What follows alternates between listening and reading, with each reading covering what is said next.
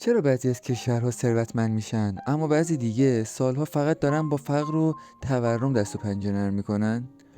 چرا قیمت دلار بالا میره؟ چرا گاهی یه خونه در عرض چند سال چند برابر گرونتر میشه؟ و یه سوال دیگه، چرا بعضی از افراد هر سال دارن ثروتمندتر میشن اما بعضی دیگه با وجود کار بیشتر حتی احساس میکنن همیشه از زندگی عقب‌ترن؟ شاید فکر کنید پاسخ این سوالات فقط در دست اقتصاددان هاست، آدمایی که با نمودارهای پیچیده، فرمولهای عجیب و واژه‌های سخت سر و کار دارن.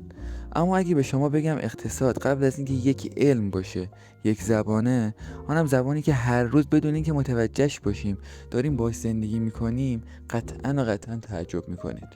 بذارید با یه سوال شروع کنیم. اقتصاد از کجا شروع شد؟ وقتی کلمه اقتصاد رو میشنویم ذهن بیشتر ما به سمت بانک، بورس، دلار یا تورم میره. اما واقعیت اینه که اقتصاد از هیچ کدوم از اینا شروع نمیشه. ریشه واژه اقتصاد به مفهوم مدیریت خون است. یعنی هنر تصمیم گرفتن در مورد منابعی که محدودن. در گذشته یه خانواده باید تصمیم میگرفت گندمشو چطوری مصرف کنه، آبشو چطوری تقسیم کنه و حتی زمانشو صرف چه کارایی بکنه. البته که امروز هم تفاوت چندانی با اون موقع نداره. فقط به جای یه خانواده ما با یه شهر، یک کشور یا حتی کل جهان روبرویم.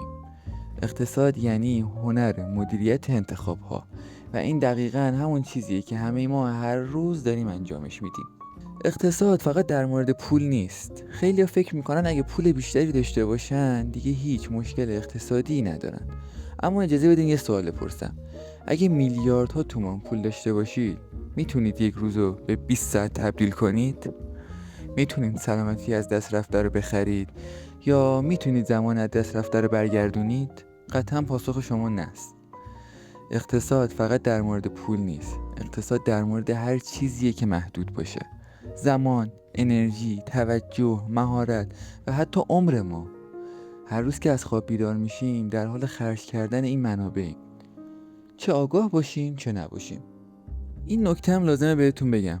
ما همه اقتصاددان هستیم. شاید هیچ وقت اقتصاد نخونده باشیم اما هر روز داریم 10 تصمیم اقتصادی میگیریم. امروز چی بخورم؟ پولم خرج کنم یا پس انداز کنم؟ یه ساعت بیشتر کار کنم یا برم پیش خانواده‌ام؟ کتاب بخونم یا تو شبکه‌های اجتماعی وقت بگذرونم؟ همه این تصمیمات اقتصادی هستن. اقتصاد فقط در کلاس‌های دانشگاه و پشت میز بانک مرکزی اتفاق نمیفته دوستان. اقتصاد تو آشپزخونه خونه، توی سبد خرید، حتی در انتخاب شغل همراه ماست. در زمانی که تصمیم میگیریم امروز روی آینده خودمون سرمایه گذاری کنیم یا فقط روزو به پایان برسونیم. اقتصاد داستان انتخاب‌های ماست. خب با یه سوال دیگه مواجه میشیم. چرا یاد گرفتن اقتصاد مهمه؟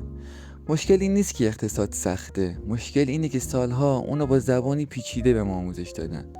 در حالی که پشت تمام واژه‌های تخصصی فقط چند تا اصل ساده پنهان شده. اگر این اصول رو یاد بگیریم اخبار اقتصادی برامون قابل فهم‌تر میشه.